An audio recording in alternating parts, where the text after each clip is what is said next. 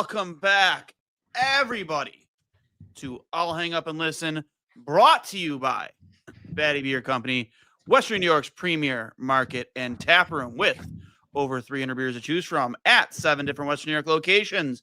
If you need a beer, make sure you make it a fatty beer and let them know 2 goalies, 1 Mike sent you. And, of course, Extreme Discount Mattress. Unbelievable savings, up to 80% off your everyday low prices, which are already 1/3 to a half the price of the competitor. So-called sale prices. Choose from floor models, one-of-a-kind closeouts, and discounted models. You'll find premium mattresses for pennies on the dollar with no phony markup to mark down gimmicks. These mattresses are the real deal. Stop in to the Closeout and Liquidation Center at 1625 Walden Avenue in Cheektowaga to see for yourself. Open Monday through Friday, 10 a.m. to 8 p.m., Saturday, 10 a.m. to 5 p.m., and, of course, on Sundays, 12 p.m. to 5 p.m. Sabres clip the Red Wings 4-2. And honestly, I mean, you can go back to the wins they had. I forgot Ottawa, and who else did they beat? I'm sorry. Panthers. The Panthers. Yeah, sorry. I can't believe I forgot the Panthers. You know, I think that was their probably best start to a game all season. I mean, they dominated the Red Wings from start to finish. They played a very, very well defensively. I mean, Colton Ellis didn't see his first shot until about 10 minutes into the first. I think that's the type of start you want to give a young goalie who's making their first NHL start, especially, when they've battled as long as they have to get to this point. Personally, I would hate that. You would hate that? I would hate that as a goalie. Here's the thing. It's not like he was, you can say he was bored, but he was still moving. He was still tracking pucks. He was still, he did play a few pucks. For me, if you're going to have a game where you're not seeing a lot of rubber early on, at least I want to be mobile. I want to be, at least tracking pucks and playing a few behind the net or, with my glove to a defenseman. At least keep yourself active. And he did so. But again, I thought they played very well defensively, and I think the breakdowns that you did see defensively did end up in the back of their net, and we'll talk about that. But Hurls, your thoughts on the game, and I will ask you one question: is Jack Quinn back?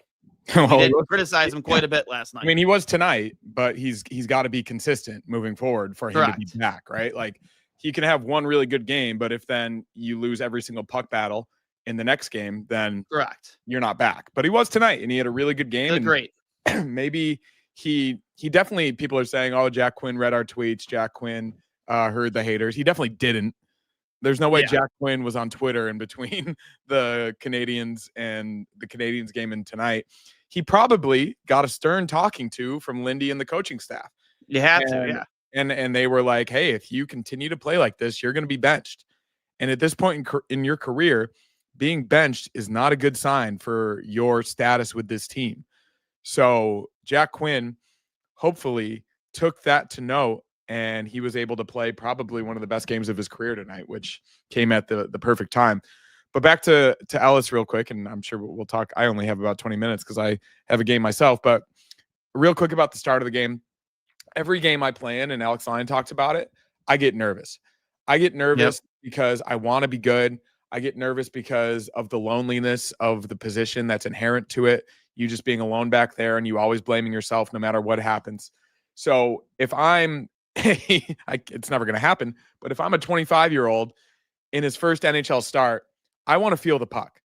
And I always, any game I play, I want to feel the puck as soon as possible. Obviously not in a breakaway or a high danger opportunity, but I just want a shot from the slot, something that I can steer to the corner, something I can grab and get a whistle, something that makes me feel like I touched some rubber and I'm into the game. So for Colton Ellis, and he said it, I just listened to his post-game interview on TNT. He said that he was just like, yeah, the boys came out really great. They eased me into it. They had an unbelievable start. But as it got to less than 10 minutes in the first, I was like, I think I need to feel a shot here. And he eventually did, from none other than Jacob Bernard Docker, ironically enough. But yeah, I mean, obviously the rest of the game, we'll talk about it more. I'm sure and I guess I can just say it now, he made some unbelievable stops in crucial moments. Yep, some breakaway saves. The breakaway against Casper, the breakaway against Dylan Larkin to keep it 1-0. A 2-0 game, everybody knows. It's the worst lead in hockey, but if you get down 2-0, it's tough to come back from. The percentages are really low in the NHL. So for him to make that save on one of the leading point scorers in the league in Dylan Larkin was absolutely massive. And then Henrik Lundqvist brought up on the postgame that east to west save he made in the third period on DeBrincat was truly, truly an artistic representation of who he is as a goaltender. And he talked about it after the game. He keeps a narrow stance. He wants to keep his feet active so that he's able to be upright and load on whichever leg he needs to get across the net. And as a 6'1" goaltender, you need to be athletic, you need to be fast, and he did exactly that. I could get into a few other saves, but those are the three that stick out to me. And what an NHL debut with his entire family in the crowd too. It was just picture perfect. Yeah, you saw a lot of the clips of their family. Like they were like on pins and needles waiting for him to like get involved with this game. And they did like a split screen during a replay of him making the save. And I think of that reaction.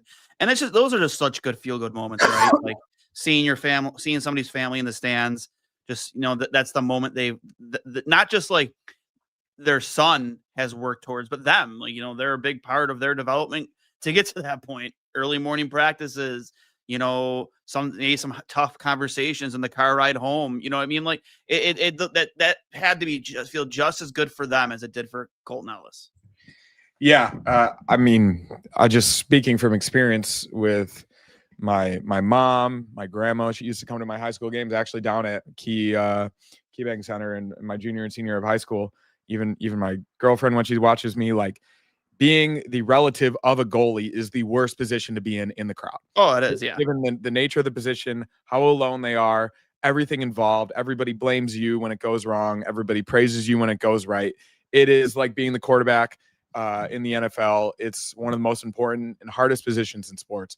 And to watch their reactions from the beginning of the game through the middle of the game, all of those important saves, and then the end of the game, when with 5 seconds left and there was a defensive zone faceoff and it was 4-2, I think it was his mom. It had to be his mom. She was still standing up and pacing, and she would not celebrate until the clock hit 0. That is a goalie mom if I've ever seen one in my life. I loved it. It might have been his brother or a cousin or someone who was sitting right next to her.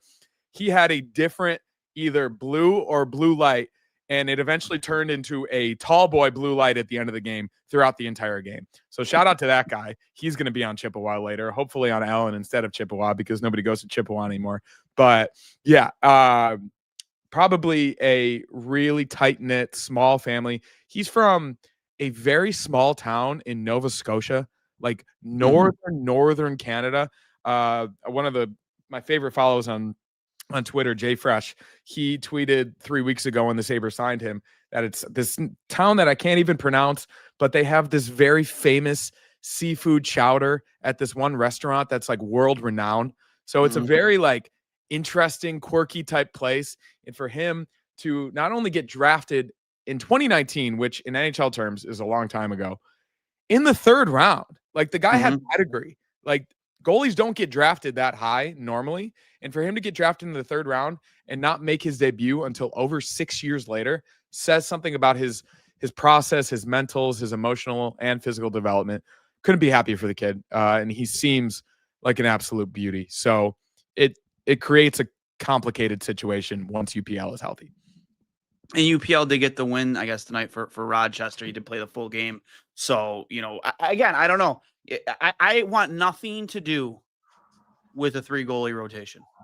Want nothing to do with it. You can't waive Ellis. Huh? You can't waive Colton Ellis. Then what do you do? I mean, would you rather waive Colton Ellis or have a 3 goalie rotation? Rather trade UPL. I mean, I think that's easy to say right now after one game of watching Colton. Well, again, as your tweet earlier said, you don't want to get too far ahead of yourself. It's one game. At the end of the day, it's one game. He looked good. I think you need to see more of that from him. Yeah. And again, I was surprised this morning when I found out in our chat that he was starting, just because it was a divisional game against a red hot opponent, and you have a back-to-back this weekend. You think if he was going to get a game, probably more likely against and I get it. They have Austin Matthews, but like a struggling Leafs team, to say the least. We talked about it on the show last night about them having success in the past, bringing Devin Levi up for those spot starts. But now, do you give Colton Ellis a game against the Leafs this weekend? Without a doubt, he's gonna. I imagine he'll either get Friday or Saturday. And if they truly care about Alex Lyon's rest and recovery, as it seems like they do, well, they didn't through the first 6 games. He was playing really well. Hot hand. You ride the hot hand. But if I had to guess, I think he probably gets Friday. So I don't know. I guess we'll see. But like that would make sense. I think you want him exposed to the home crowd, right? You don't putting him in a tough road environment like that. It won't be the toughest. But at the same time, do you really want to give Alex Lyon that much time off? That'll be Monday to Saturday for him after playing 6 straight games. So yeah, I mean, when they lost to Montreal, that was 2 nights ago. So that was Monday night. Yeah. So you're not going to play him from Monday till Saturday. And I think that would be more about. I guess the only real discussion is the home crowd versus the away crowd for Ellis. I don't know, based on the way they talked about him when they signed him, this seems like a kid that they had their eye on, and they probably couldn't believe, based upon his AHL numbers, that he got on waivers at all, and they swooped in as quickly as possible. Yeah. So it leads me to believe that there's no way they're going to waive him. I don't know the intricacies of why it wouldn't make sense, but apparently they can't send him to the Amerks. I don't know why they can't. Have you read that, or you just? I saw someone say. I'm pretty sure, like he's on a 2-way deal, isn't he? I don't know. I saw someone say that they're either going to have to do a 3 goalie rotation or foolishly waive him. So I think there's a chance he might not be able to be sent down. I don't know that for sure though, because an ideal option, if UPL is healthy, then your 2 goalies in Rochester are Levi and Ellis. Yeah, I mean, if that is the case, which I don't mind at all. Like at all. I mean, they gives Rochester a great chance to win. I mean, whichever. I mean, it that works for me. I've been led to believe that's not an option. Maybe somebody in the chat can look that up for us while we're out here. I personally, I don't know. I don't know how that works. I thought he was like on a 2-way deal. Yeah, well, here this St. Louis waived him, so. And he was claimed. Yeah, I mean, but why he wasn't on a 1-way deal. He was with the AHL last year. I know. My initial thought was, easy. Like UPL's healthy, you go UPL Lion, get him more games. He's obviously still developing as a goalie. Him and Levi could split. Levi could get more of the games, whichever works out. Yeah, I'm not sure again how the ideal situation would be to waive Gagorgiev. I can't pronounce his name. I guess options left. He has to be waived. No options left. So that means he can't be sent down. Yeah. Okay. Well, there you go. Yeah. I don't know. I genuinely don't think that they're gonna. And here's the thing: it doesn't matter, what you think with Levi, because Levi is your starter in Rochester. That means he still has option left. Like he can go back and forth still. Right. But you're currently in a situation with 3 goalies here where you're stuck between a rock and a hard place. It's like, I think at least in the short term, it's not the worst thing in the world, because UPL, at least recently, hasn't proven he can stay healthy. So when he is healthy, you bring him back up, you give him a shot. If he performs like he did at the end of 2023, end of 2024, then he stays, obviously. And then you can weigh your options from there. You're not going to waive Alex Lyon. I don't think they'll want to waive Colton Ellis, but it's not a bad problem to have, having 3 guys you trust. Yeah, and again, it's one game, it's one sample size. I mean, for all we know, he could play on Friday night and get shelled 5-0. It's one game at a time. But it's fun to have this conversation after a win.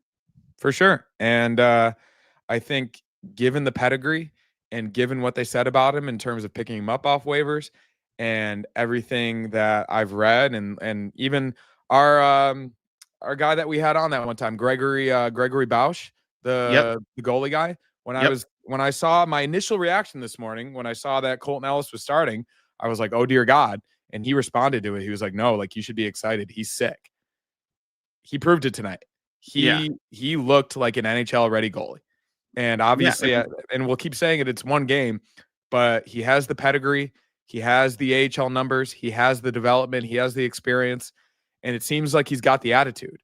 So obviously, he's going to have his games here and there, but not a bad problem to have, having another guy in the system that you trust. Yeah. And if he has another good game on Friday, again, it makes, I don't think fans want to deal with the 3 goalie rotation. Well, I think, fans may not. Deep enough. You're just not a deep enough team as it is. And then to have one less roster spot for a forward or it just, to me, it makes no sense. And it's kind of, I think but like you can play it by ear. Like you play it by ear. You can do it for 2 months. And then let's say you give Ellis 10 starts and he has an under 2.5 goals against and an over 920 save percentage. Then you talk about trading UPL. You don't do it immediately, right? No. Yeah, but, I'm just saying. This is what I'm saying though. Like Alex Lyon is 32, turning 33 in December. UPL I think is 25-26. Ellis is 25-26. Levi's 22-23. So you have a cross section of ages in your top 4 goaltenders in the organization. You got to figure out who's going to be the guy, whether it's this season, whether it's the next 5 years. Obviously, the next 5 years discussion is very much centered around Devin Levi, and then now it might be around Colton Ellis in UPL. I just think that you can approach it for the next month or two carefully, without just being like, oh, I guess we got to get rid of this guy, even though we lucked into picking him up off waivers and he gave us really quality starts in a 5-10 game sample size. I think it's just it's going to end with one of those 2 guys getting traded eventually, I think. Maybe it is. And there's just no way there's no way you can keep 3 goalies all season. I don't want to do that. Well, no, I don't think we need to talk about all season at the moment. I think we talk about the next 2 months and then go from there. Yeah. So, Josh Doan again. I mean, did we fleece Yota on that Durga deal? Again, 7 games, but provided he's been great every single game. He's really good. Provided Michael Kesselring comes in and is that pair to Owen Power that they've been looking for, and you get a top 6 forward and a top 4 defenseman for JJ Peterka, who is producing goal-wise in Utah, doing what he did here. Yeah, they won the trade if that happens. I think a 1-for-1 Josh Doan for Peterka is a fair deal for both sides. But if they got Kesselring and Doan and they both reach their ceiling, then yeah, that's an absolute fleece by Kevin Adams. Yeah, and I mean, you can argue, you can look at it like his trade past, right? And some of the deals he has made. I mean, so far so good. Yeah, not many of them are very good. I think you can look at the Ristolainen trade at the time. It was, you got a lot for a guy that fans couldn't stand. But I mean, I think people looked upon the Risto trade pretty good, right? You know, that's what I'm saying. Like people couldn't stand Risto here. So like the fact that you got a first and a second and a player for him, I mean, I guess it goes to show like the power of a right-handed defenseman and the value they hold. But like, I mean, I would say that's probably the next closest comparison. If this Doan Kesselring deal for Peterka, you know, does work out in their favor. Obviously, none of this matters if they miss the playoffs again. Yeah. But the only bad hockey trade at this current moment that I can remember Kevin Adams making is the Josh Norris deal at the moment. If he is able to come back, well, if he doesn't play, then the trade's bad, right? Like it is bad. No, like, I mean, there's other. I mean, I think there's other deals too. I can't think of too many hockey trades off the top of my head that he's made that have been like horribly bad. You know what I mean? Sure. I mean, I don't know. So what I'm saying though is that like, given the amount of prospects and picks that they've had in the system, he has made tangible moves to bring in guys that have at least made a difference. Ryan McLeod. Yeah. He was in a tough position in the Jack Eichel deal. Brought in Alex Tuck, Peyton Krebs, and Yuri Kulik. Obviously, Casey Middlestaff for Bowen Byram. JJ Peterka for Kesselring and Doan, Risto for a first, a second, and a player. Like, these are all good deals with guys who either weren't good or didn't want to be here.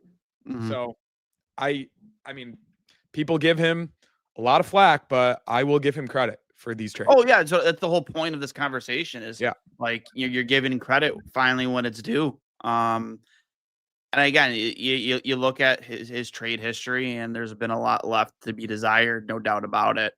Not just the trade stuff, and free agency too. Like, I would say the drafting history is worse than the trade history, though.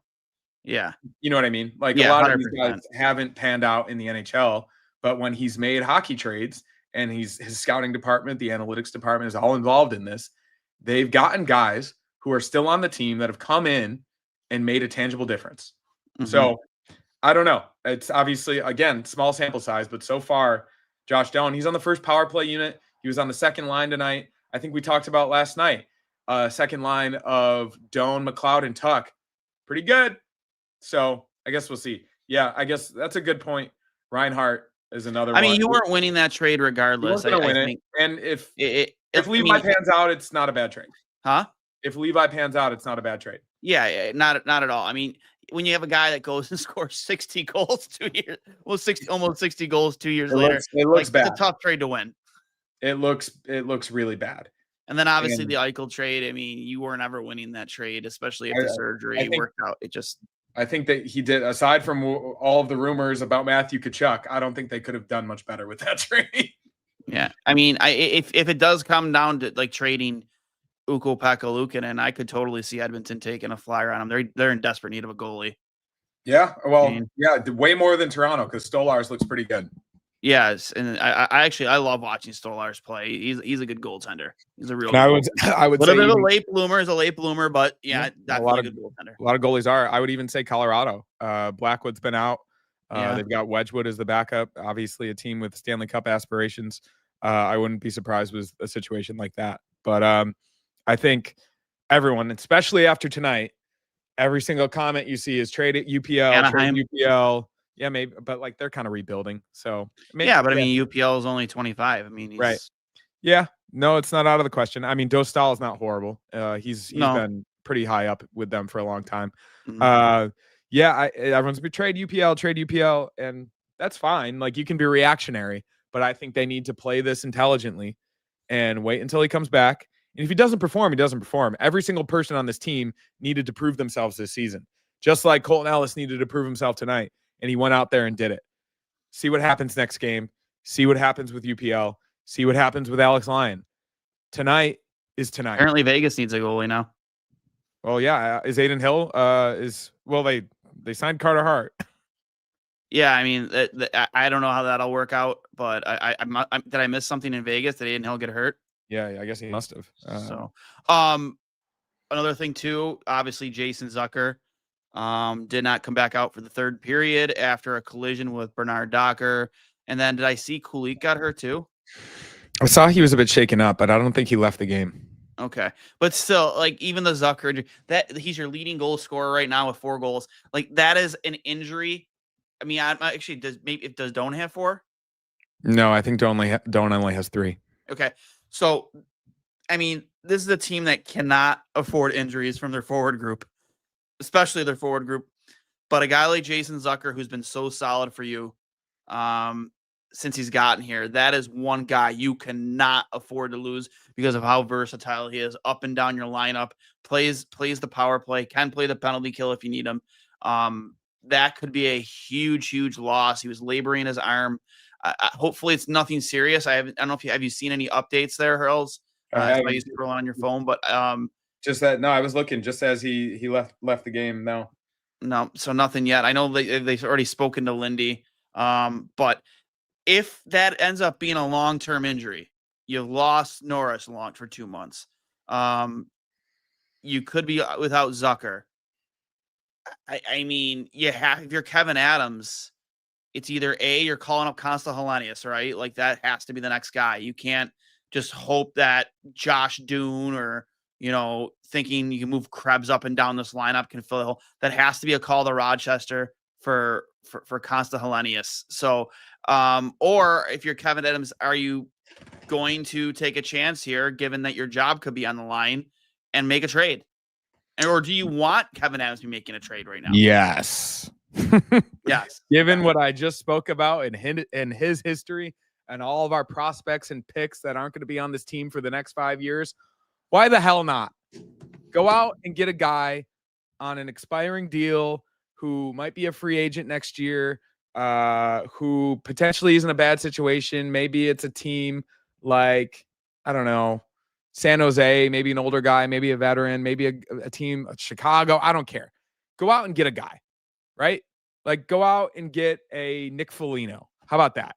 I think I'd love Nick Foligno on this team. He's got Buffalo roots. He can win faceoffs. He's got leadership. I think a guy like that would be perfect for the Sabres. We've talked about Columbus a lot, the ties to Yarmo. You've mentioned Boone Jenner. You talk about a lot of these guys. I love Boone Jenner. What about Elias Pettersson? What about him? You bring Elias Pettersson to Buffalo, this city is going to explode. Explode. Yeah. And you finally get your center thing figured out. Exactly. The city would, so yeah, if you want to save your job, yeah, make a trade. Pittsburgh could use a goalie. Real quick update, because I have to leave in just a second. Sabres 1 point out of a wild card spot. How about that? Again, really early in the season, but it's nice to talk about, right? 1 point out. I mean, if we're being completely frank, this season could have been over after tonight if they continued to play like they did in the first 3 games. But in the past week, with the Ottawa game a week ago tonight, the Florida game at home on Saturday, even the Montreal game on Monday, where I thought they played pretty well and lost a tough game to a good team, these past 4 games have shown that this team not only has fight, but they have skill. They've got some moxie. And I would say most importantly, they have goaltending. And when you have goaltending, you can keep yourself in any game, and these guys on the front end just need to execute. And that's what happened tonight. Jack Quinn came through in a big moment to feed that pass over to Zucker to tie the game up, and he came through again on the next 3 goals. Alex Tuck was in front of the net on the final 2 goals on the 2 one-timers. They need to continue to get to these areas that makes it tough on these goalies to not just see shots and swallow them up. I cannot stress this enough. Do not think about scoring a pretty goal. Tage's goals will come, and we know they will, if he continues to get the puck to the net. Still need more from Dahlin, too. Yeah, I don't think Dahlin was good tonight. And I would say defensively, he hasn't played up to his standard by any means. No. I think he's still good, as he will be. Puck retrievals, getting the puck out of the zone, moving it, contributing offensively, especially on the power play. I think he's been fine. Defensively, he needs to be better, and I think even he would say that. Yeah. So your 3 best players probably haven't played up to their standard yet, and you're 3 and 4. Not a bad place to be in. Yeah. So again, I think, given the way the season started, if you were to tell me we'd be 3 and 4 after 7, I would have doubted you entirely. But, again, hopefully we get Kesselring back. I know you got to get out of here, so I'm going to kick it over to our just recognizing our sponsors here. Any final thoughts? 3 and 4.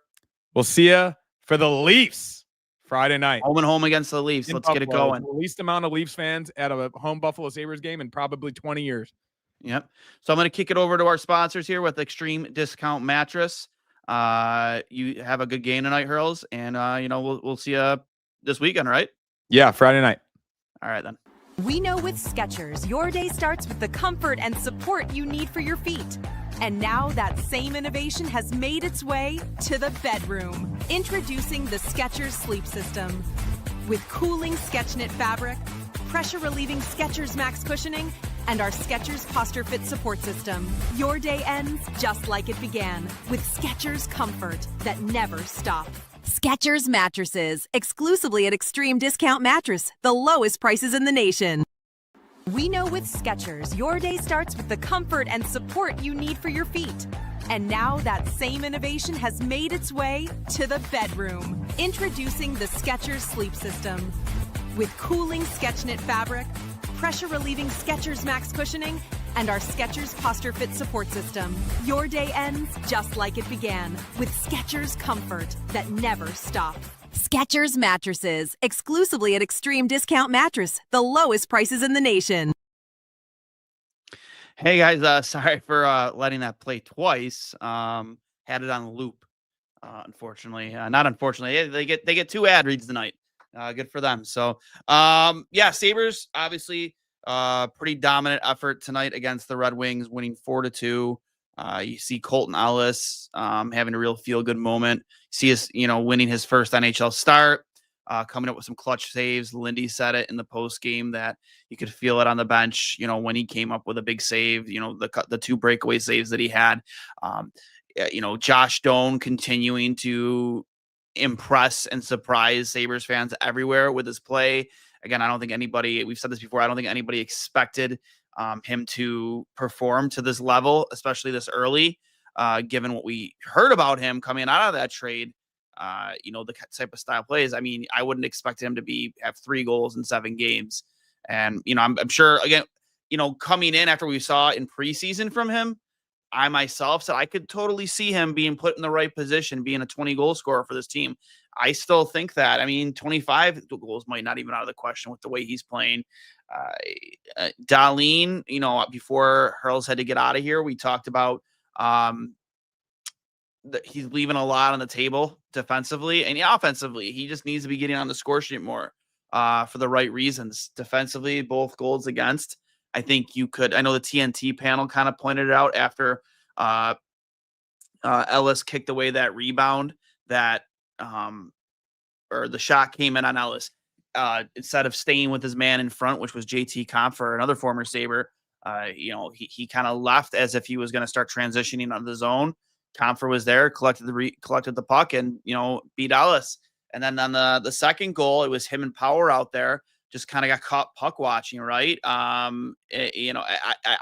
don't really know what they were doing and looking at, but they let him slip into the slot, get in between them, and he beat Ellis.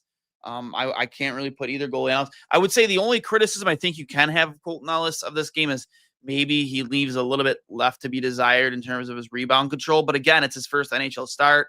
There's nerves there. You might not play the game that you're maybe normally used to playing down in the AHL last year with the Thunderbirds. Again, he hasn't played in a full game since last year. But again, very impressed with what we saw from Colton Ellis. Jack Quinn, I thought, had one of his best games as a Sabre so far in his career.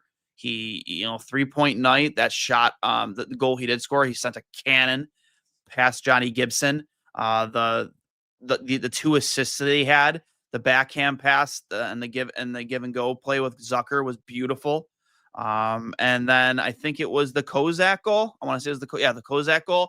The move he made to get the puck over to Kozak for that goal in front. Again, just that's the stuff that you want to see from Jack Quinn on a more consistent basis. I know we titled this as Jack Quinn back. Like, I don't know. I mean, because we've seen things like this happen before with him where he'll have a game similar to this and then he'll disappear for 3 or 4 games. And that's the thing with him, is he just can't disappear. The knocks on him has been inconsistency, but also not being strong enough on the boards, being soft on pucks. That wasn't the case with him tonight. And again, it sometimes it depends on the line mates he's surrounded by. I think he was on a line tonight with who was it? It was it on a line with Osland? Was it Osland and Zucker? I believe might have been the line he was on. If somebody wants to correct me in the chat, but if you surround that guy with the right line mates, he can figure it out. But then Zucker goes out. We don't know how serious of an injury it is. It looks like he's laboring his arm. I mean, if it's, you have to be able to stick handle, you have to be able to shoot pucks. It's not something you can probably, if it was as painful as it looked and it's something that you can play through, you're not going to be at 100%. So I don't know how, having Zucker on play with Jack Quinn, that helps his game, right? It helps his game quite a bit. I'm going to hit the peanut gallery here, and then we're going to hit the post-game comments. Our rookie D did not clear the net. Our rookie D did not clear net on Detroit's first goal. Our rookie D, who I'm not sure, because that was Darlene in front on the JT Compher goal. Keep Ostlund up. So weird that it's parallels of the Bills, like our star players aren't playing well. He's definitely not an elite forward, elite goal scorer, yes, but end to end, he's far from upper echelon of forwards in the league. Tage is having a bad year. He's not overrated. You can't even say he's having a bad year yet. I mean, we're only 7 games into the season. Obviously, he needs to be scoring at a much higher clip than 1 goal over the last 7 games, but he's shooting the puck a lot. He's getting chances. They're just not finding their way to the back of that. When you shoot as much as Tage Thompson does, pucks will find their way to the back of that. It is bound to happen. So I would just say, just give it time. Power was frozen on the second goal, stuck in no man's land. Yeah, I mean, that's kind of the stuff that we've seen criticisms with Owen Power in past seasons. Like, you just kind of getting stuck into that bad habit of puck watching and not taking his man in front or not being physical, not boxing guys out. So hopefully this isn't something that's gonna continue on, and especially this weekend on the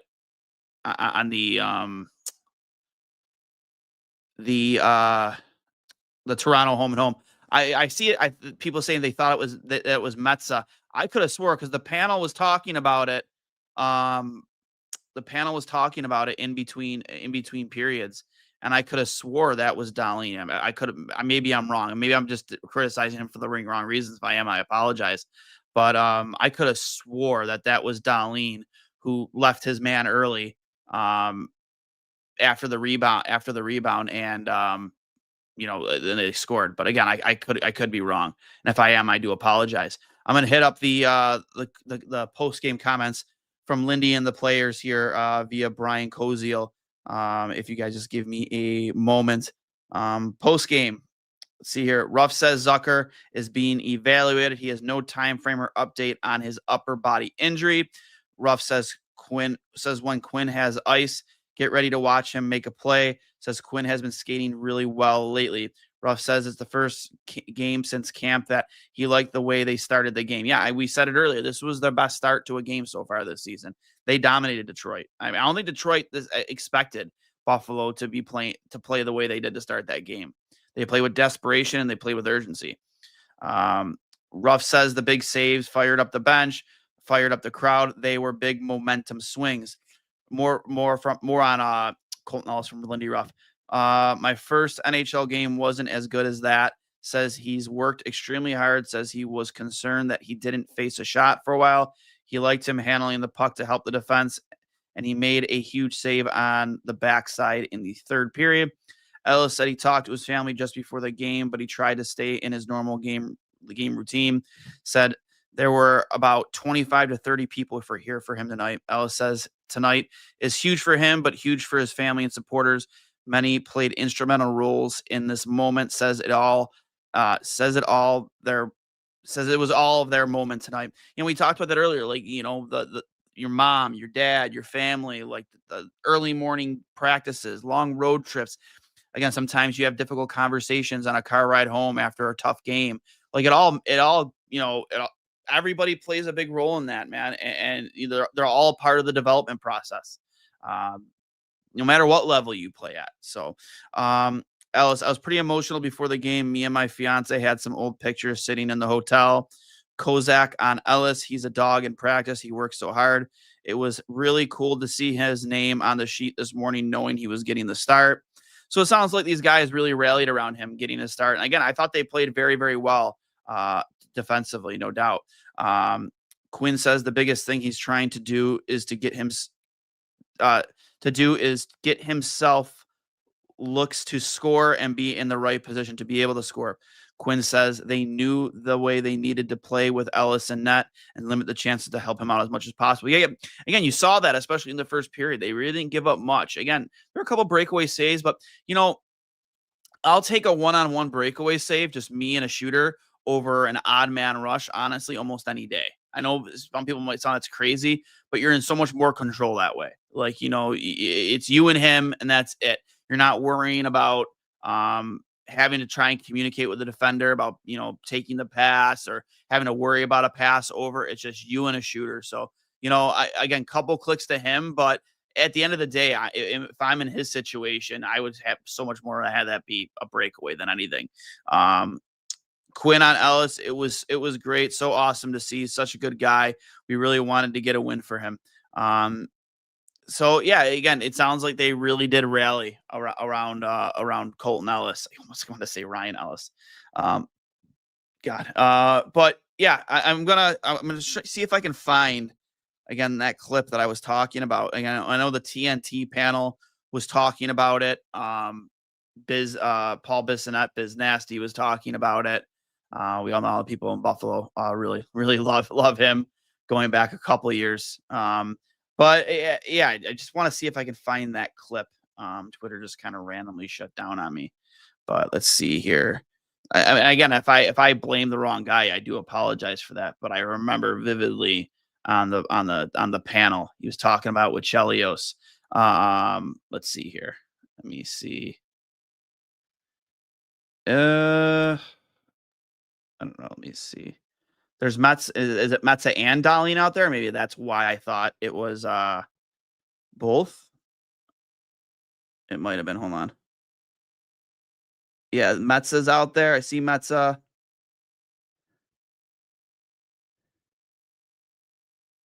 Yeah, so I wasn't wrong. Dahlin curled away.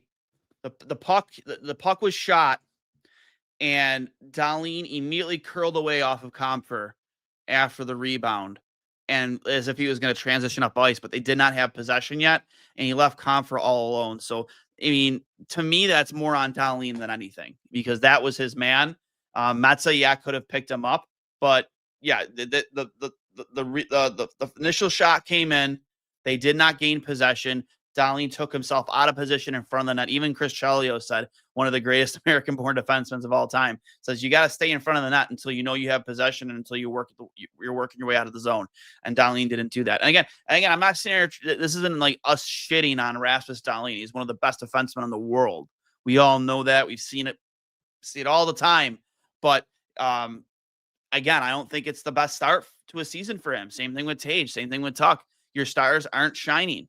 And again, tonight is another example. They're carried by Zucker. They're carried by Josh Stone. You get another greasy goal from Tyson Kozak, who's really trying to, staple his spot in this lineup, with the way he plays. Lindy loves that type of hockey too. You see a goal from Jack Quinn. A few games ago, I'm sorry, he had that beautiful goal where he got behind the defense and went forehand backhand. That's classic Jack Quinn.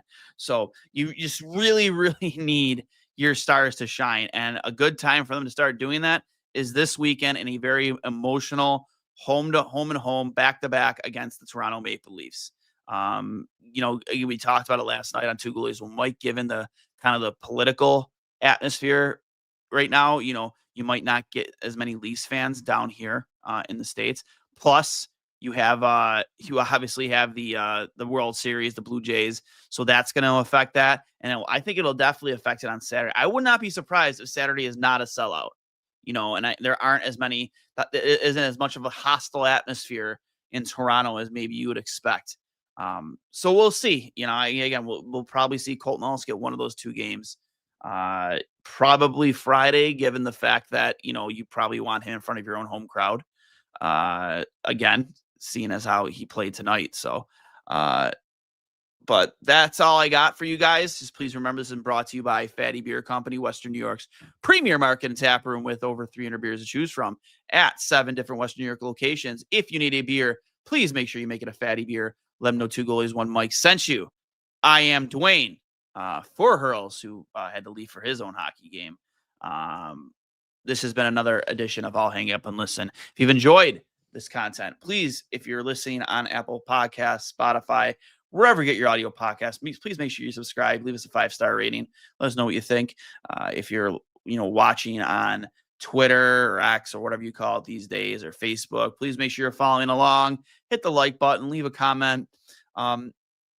Those things are huge for us. In terms of like the algorithm, but most importantly, YouTube. If you're watching on YouTube, leave comments. Make sure you drop an elbow on that subscribe button, the little bell icon, and hit the like. Please hit the like. I better see you hit the like. All right. So with that being said, guys, I'll talk to you later. And as always, go Sabres.